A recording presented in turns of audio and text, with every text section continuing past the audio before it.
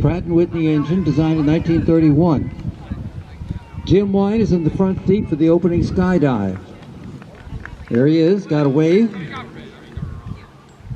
Frank Isbel, who maintains all of our airplanes down in Petersburg, Virginia, is doing the flying.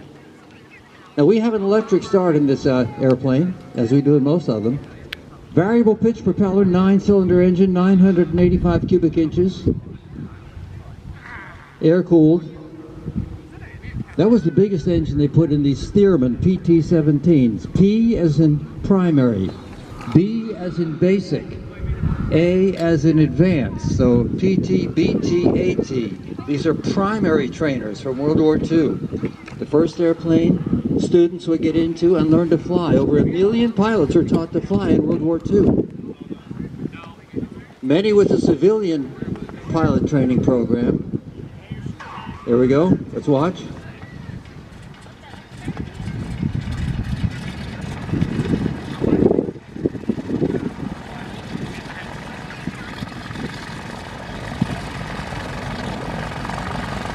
It's like a Harley Davidson, except the cylinders go all the way around. Very useful radial engines. Hundreds of thousands of those were built in World War II. They could survive quite a beating in battle and still make it home, even with cylinders shot out.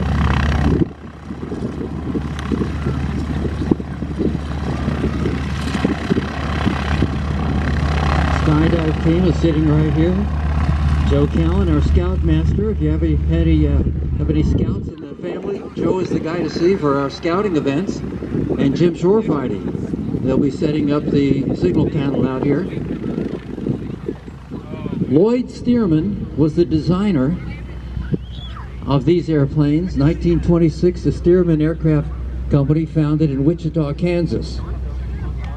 Spruce spars. It's a box-like construction. There's actually 4 wing sections bolted together. Spar, spar. And then the ribs are built up of spruce as well. Sitka spruce. Pound for pound, actually stronger than steel. Fabric covered, so you have to hangar these airplanes. You can't leave them out in the weather. Now they've all been rebuilt or reconditioned, actually pretty much rebuilt. After World War II, you can't just take a 70-year-old airplane and keep flying it. Many crop dusting operations were founded right after the war. You could buy these things for $500. Put a tank in the front seat, spray bar underneath the wing, and that was the start of your crop dusting operation. Now, what are the oddball airplanes on the field? We have Stearmans, named after Lloyd Stearman, founded in Wichita, Kansas. But also, there's number F, and there's number 8. Let's look at these. This actually served down in Maxwell Field, Alabama. Possibly Tuskegee Airmen even learned to fly on this. It tried to get the government contracts and failed. Why? Too many parts. Too hard to rebuild. That's a big problem. Too easy to fly. The people in charge wanted the pilots to work hard. Notice we have 4 ailerons.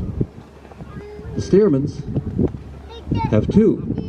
Ailerons are how we roll the airplane. You're sitting in the cockpit. You're going to push the stick to the left. Right hand on the, whether you're right-handed or left-handed, the right hand is on the stick. Push to the left. Here's what happens. Up they go. Now this causes the wind, the air, to stretch underneath that surface right there, causing a negative pressure, causing that wing to go down. Beautiful flying airplanes. Absolutely best flying airplanes on the field. And wide stance landing gear. Makes it too hard. Now why did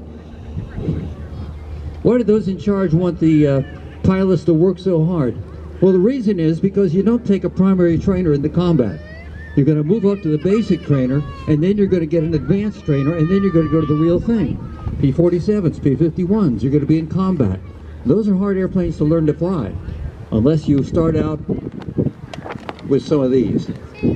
We see 2 in the front, in these airplanes. That's our most popular ride here at the Flying Circus. $190, 2 people. We're going to watch down on the left as Frank does a magneto check. 2 magnetos per engine. You need them both. Well, it'll run with just one, but you need them both for good economy. 2 spark plugs per cylinder, using 100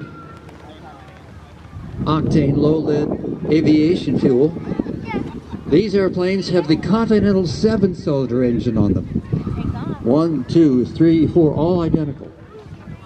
Continental engines built in Muskegon, Michigan. Anybody from Michigan? Nope. All right. He's going to do a magneto check, run it up to 1,700 RPMs, check both mags, and then do a takeoff roll. We'll see some Airshow smoke. And you can make a video, and I'll be quiet. The airplanes down on the end are called grasshoppers.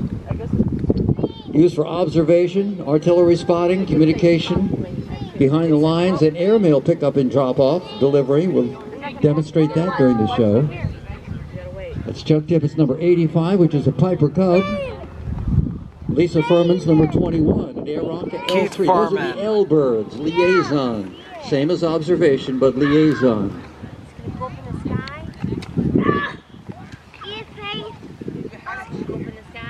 These were built, these Wacos, Weaver Aircraft Company, not Waco, Texas. Okay? Buck Weaver was one of the founders in Battle Creek, Michigan. And so it was named after him. Okay, here come the pilots. Now, ladies and gentlemen, these are the men who own the airplanes and make this show possible. Please give them a hand. Without them, there is no air show. Here comes the Black Baron. There he goes. And there's Fifi the Bombshell, ready to go for a ride. Here goes the airplane.